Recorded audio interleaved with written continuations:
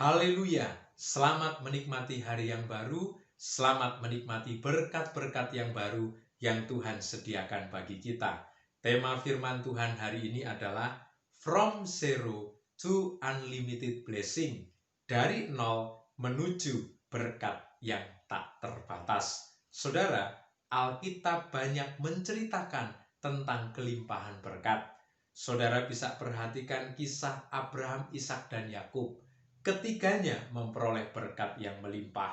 Kisah janda yang hutangnya banyak diberkati Tuhan dengan mujizat yang dilakukan oleh Elisa, sehingga janda ini bisa membayar hutang, bahkan masih ada sisanya. Kehidupan Raja Salomo yang berlimpah harta diberkati dengan kemakmuran, itu juga adalah bukti bahwa Tuhan memberkati umatnya dengan berkat-berkat yang melimpah. Fakta-fakta tersebut bukan berarti Alkitab syarat dengan teologi kemakmuran, tetapi fakta-fakta itu mau menegaskan bahwa kalau Tuhan memberkati umatnya, tidak pernah setengah-setengah, tidak pernah tanggung-tanggung, Dia berkati dengan limpah. Kita mau fokus kepada satu kisah yang ada di dalam Lukas pasal yang ke-5 ayat 1 sampai dengan ayat yang ke-11. Di situ diceritakan kisah Petrus memperoleh ikan yang banyak di Danau Galilea. Kita akan memperoleh 3 petunjuk praktis, kemudian kita mau praktekkan sehingga pengalaman Petrus juga menjadi pengalaman kita. Tema kita tercapai dari nol menuju kepada berkat yang tak terbatas. Yang pertama, saudara, pengenalan Petrus kepada Yesus menentukan kadar imannya.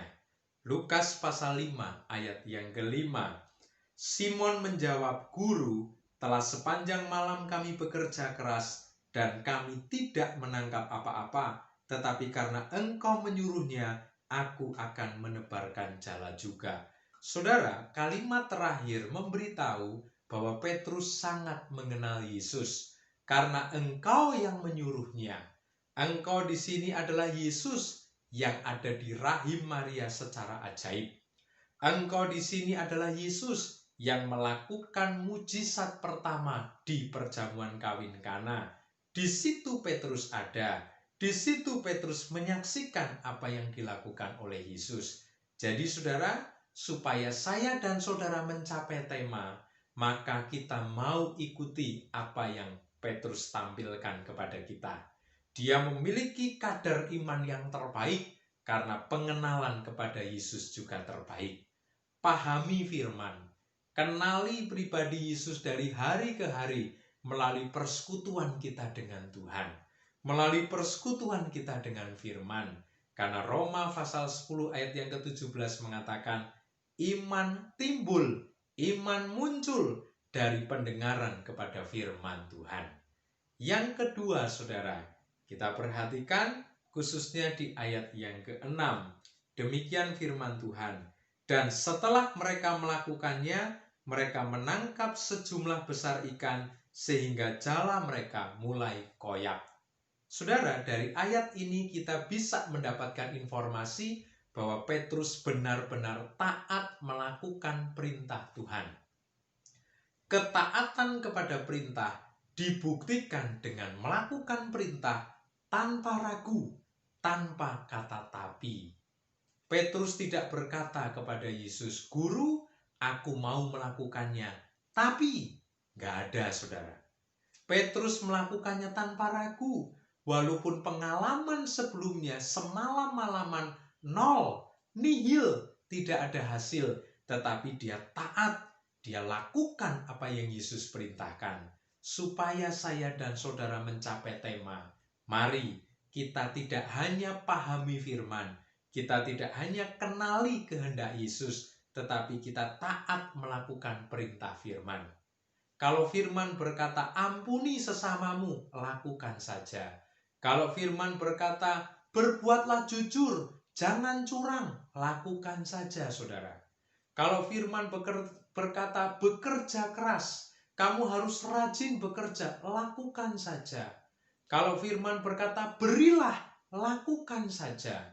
Jadi, ketika kita mau taat tanpa ragu, taat tanpa kata tapi untuk melakukan perintah firman, kita akan mencapai tema kita. Yang ketiga, yang terakhir, kapasitas mempengaruhi kuantitas hasil. Lukas 5 ayat 6 sampai dengan ayat yang ke-7. Dan setelah mereka melakukannya, mereka menangkap sejumlah besar ikan, sehingga jala mereka mulai koyak. Lalu mereka memberi isyarat kepada teman-temannya di perahu yang lain, supaya mereka datang membantunya. Dan mereka itu datang, lalu mereka bersama-sama mengisi kedua perahu itu dengan ikan, hingga hampir tenggelam. Saudara, kapasitas perahu dari Simon sangat terbatas. Kapasitas jala sangat terbatas, sehingga jala itu koyak. Dia memanggil, dia memberi isyarat kepada teman-temannya, dan kemudian datang perahu yang lain. Ketika dimuat juga kepada perahu tersebut, perahunya juga hampir tenggelam. Coba seandainya di situ ada 100 perahu, pasti akan terisi semua dengan ikan. Kalau di situ ada perahu, ada kapal besar, pasti akan terisi dengan ikan yang penuh. Jadi, supaya tema kita tercapai, supaya berkat itu unlimited, perbesar wadah, perbesar kapasitas. Kalau Petrus memperbesar wadah, pasti ikannya akan banyak terisi di dalam wadah. Tidak akan banyak ikan yang keluar dan kembali masuk ke danau.